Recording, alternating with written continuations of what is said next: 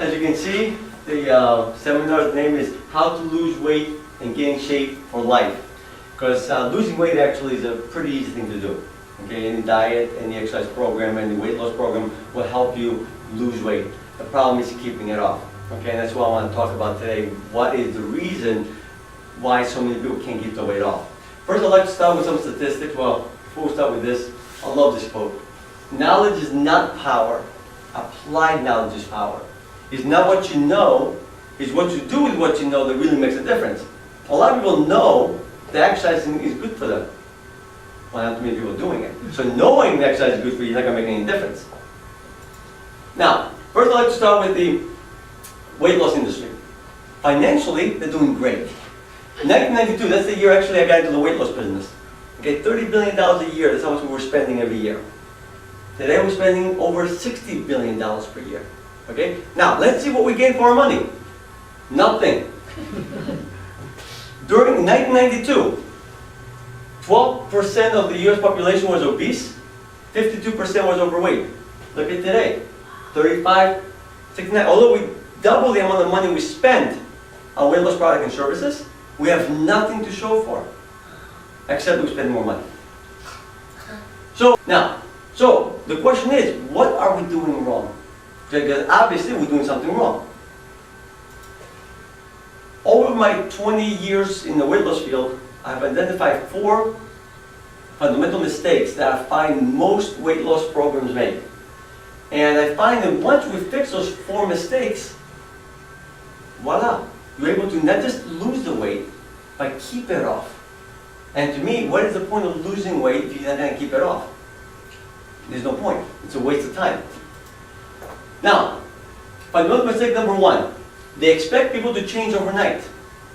That's one of the biggest mistakes. And by the way, the reason they expect people to change overnight, or they try to help people to change overnight, is because that's the only way they can deliver fast results. Remember, fast results, that's what sells. Everywhere you turn, you see the commercials on weight loss. It's always, how fast you're going to lose the weight? 5 pounds a week? The problem is, fast results don't last. And the fact is that nobody can change overnight. Okay, the weight loss industry expects people to go from this to this. Except you're not going to change gender, okay? You're going to stay the same gender. They expect people to go from eating like this, okay, to eating like this. But it's that easy. All we have to do is read a book and we'll be all set. Third one, relying on motivation. That's actually a mistake. Motivation, inspiration, both of those things don't last. Are you always motivated to do the right thing? Are you always motivated not to eat that cookie? Or to go to the gym? Or to walk? Of course not. Nobody is motivated all the time to do the right thing. But if you look at the weight loss programs today, they rely on motivation and self-discipline to do the right thing. And that's why they're failing. Because sooner or later, we all run out of motivation. Now, I'm not even always motivated to work out. In fact, I hate working out.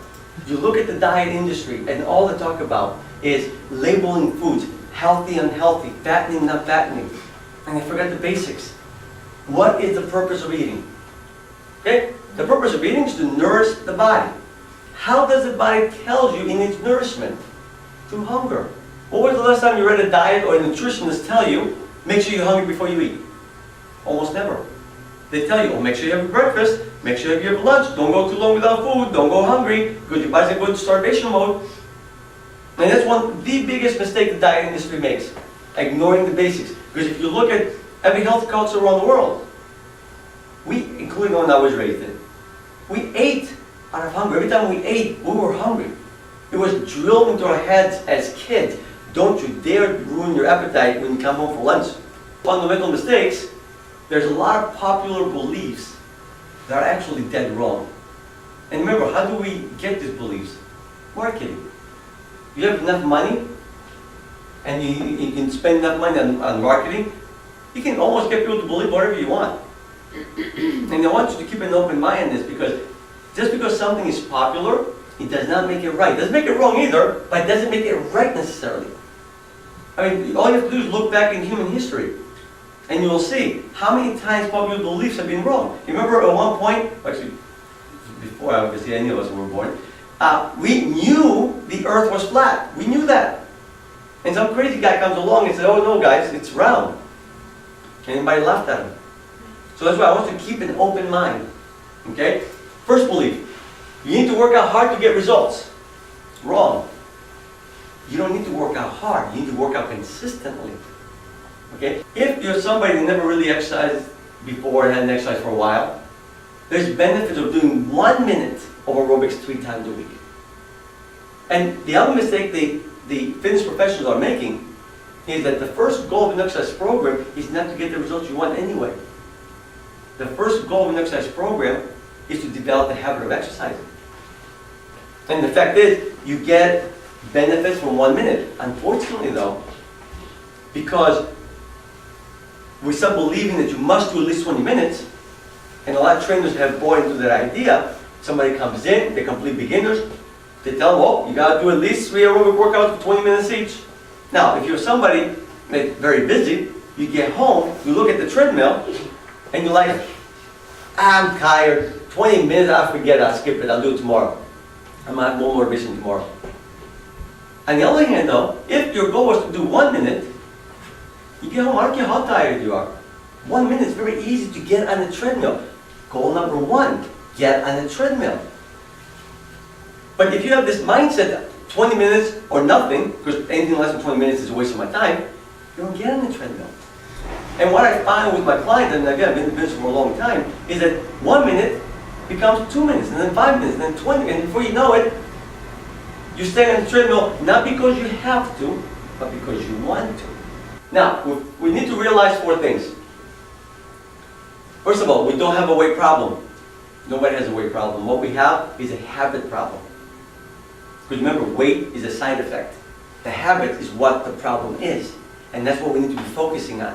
Which is the second one. You need to focus on the habits you need to change, not the weight that you want to lose. Third one, fast results are a mirage. Some form of resistance training. Again, there's many different types of resistance training. Resistance training is anything that challenges your muscles. You don't need to bring your muscles to complete failure to get benefits from it though. Okay? All you have to do is challenge your muscles a little bit more than what they used to. Because if you do the typical workouts that I see in gyms where people are working out till they can't even walk afterwards, what happens is you begin dreading the process. If you dread the process, I don't care what results you get, you'll burn out. The idea of working out is when you're done, I want you to be feeling that you could have done more. That's the way I work out. Also, consistency what wins the game. You get better results with exercising if you exercise more often and less intense than more intense and less often. Because consistency is what the body needs to adapt. What do all healthy people that live in healthy regions have in common? Okay, by the way, that's Ikaria, that's Sardinia, this is Okinawa. Okay? The one thing they have in common, that what's keeping them in shape is habitual. In other words, they don't eat a diet high in fruits and vegetables because they want to be healthy. They eat fruits and vegetables because that's what they eat. They don't walk because they want to lose weight or they want to stay fit. They walk because that's what they do. It's part of the daily routine. They keep walking to get from point A to point B. I remember in Greece actually, after dinner, in the summertime, when we ate out, it was tradition to, after eating, to get up and walk for like 30 minutes back and forth and just chat. Again, we weren't doing it though to be healthy. It was just something that everybody does. And I know other nations do that too. Yeah, it's traditional to eat and get up and socialize and walk and, stroll, nothing fast. Will, motivation is something that doesn't last forever. And we cannot rely on it. We need to rely on habits. And think about it this way. You get up in the morning. I mean, look at the things you do habitually. You comb your hair, you brush your teeth, I assume you do that, right? Do you debate whether you're going to comb your hair in the morning? Do you love it? Do you hate it? No. You deemed it important enough, or actually, more correctly, your parents deemed it important enough and made sure they taught you the habit Now you do it without even thinking. You don't get up in the morning and say, oh, I can't wait to pull my hair or brush my teeth. No, it's a habit. And that's how one exercise to become. Such a habit, you don't have to think about it. You don't have to love it, you don't have to hate it. A lot of trainers believe, or a lot of people believe, that once I see results, I'll be motivated to keep going. And I hear that from a lot of people, like, oh, once I see some weight loss, I'll be motivated to keep going. So can we push me a little bit in the beginning so I can start seeing the scale moving? Well, if that was true, okay, if results was enough to keep somebody motivated, then how come over 95% of the people who lose weight gain the weight back? If results were enough to motivate somebody, hey, after the loss of weight should be super motivated. And yet, they're not. Because the fact is, the best results in the world will not keep anyone motivated if the results were achieved through a method that overwhelms you. And that's the bottom line. And that's why I don't push for results. My philosophy is, in the beginning, you want to develop the right habits. Once you get the habit developed, let's say exercising, that's when you push to get the results you want. And my other favorite one is, the only person guaranteed results is you. A trainer, a book, or whatever, it's a guide. A trainer cannot make you do anything.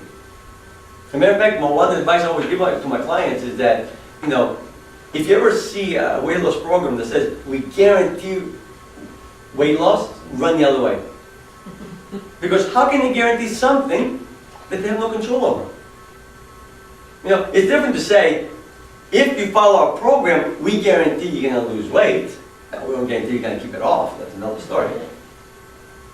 Okay, I'll buy that. But to me, no, the only person who can guarantee anything is you. So basically, sustainable weight loss and better health is very possible with patience. And that's something we're lacking today, unfortunately. Everybody wants to lose weight by tomorrow. We have no patience.